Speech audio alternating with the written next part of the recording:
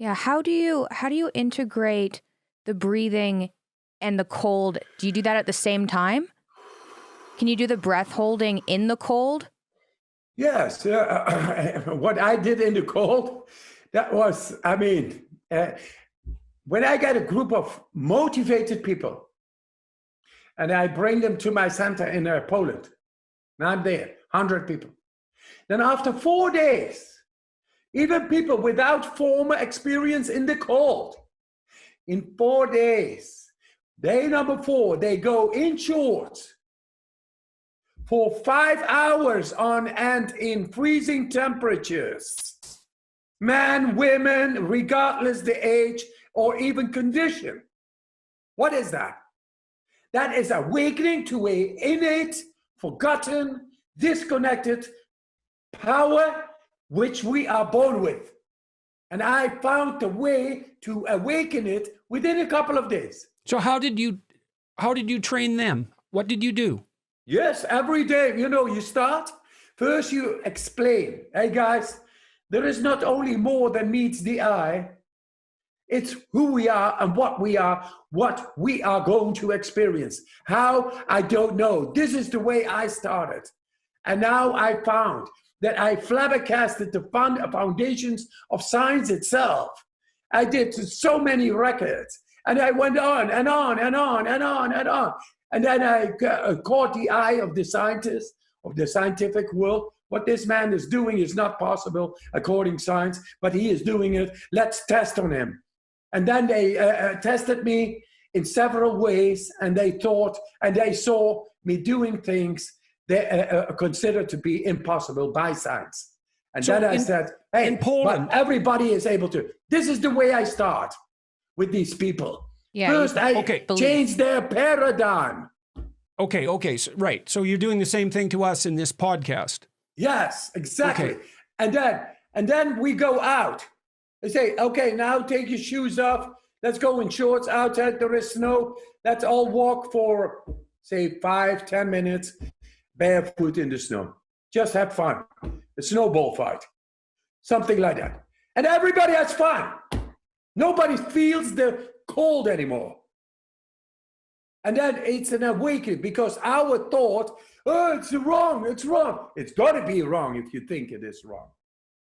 But if you take it on playful, and that's what I do, right, then there is no thought. I make it ridiculous, this hostile force, this so negative, overwhelming, cold, primordially getting to us, that it is dangerous and all. I make it a laughing joke, and then you see everybody having fun. That's only in the night when they came to me after fatiguing travel from wherever they come. From Hawaii to Australia, to New Zealand, to Japan, to Russia, they all come there. And it's fatiguing traveling. They feel renewed and they sleep like babies. That is the night number 1. And in the morning, they are excited.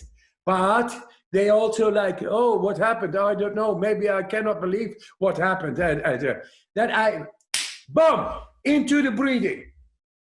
And then you hear the biggest yelling of releasing trauma. And I go to the ancestors and everything, because I know how to open up the closed up proteins because of traumatic What do you mean that you go to the ancestors? What do you mean by that? That is anything that is genetically encrypted in our gene expressions and closed up is because of a genetical past.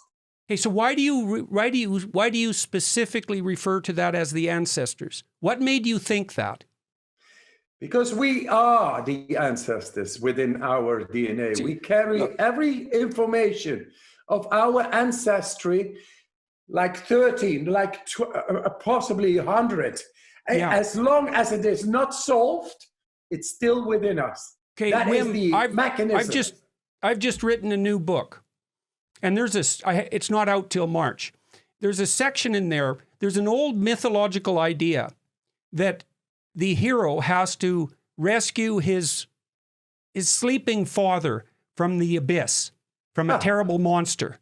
And yes, I construed that in the book as the ability to awaken sleeping ancestral forces, likely coded genetically, as a consequence of voluntary exposure to stress.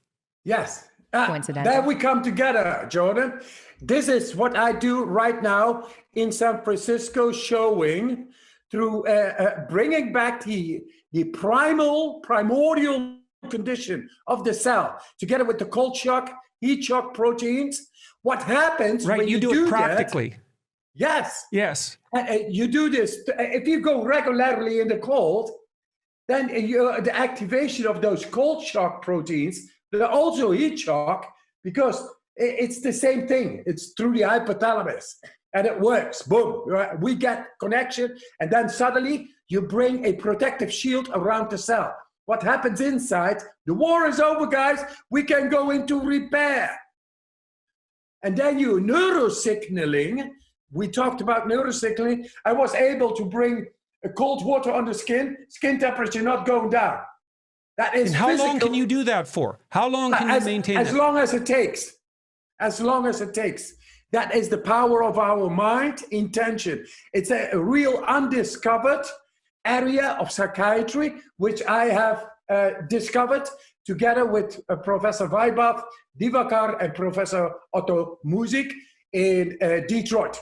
Do you have to eat? Do you have to eat more because of that? No, absolutely not. It's the power of your intention. Your intention is able, this is a general universal principle of our mind, only not awakened. It was not discovered.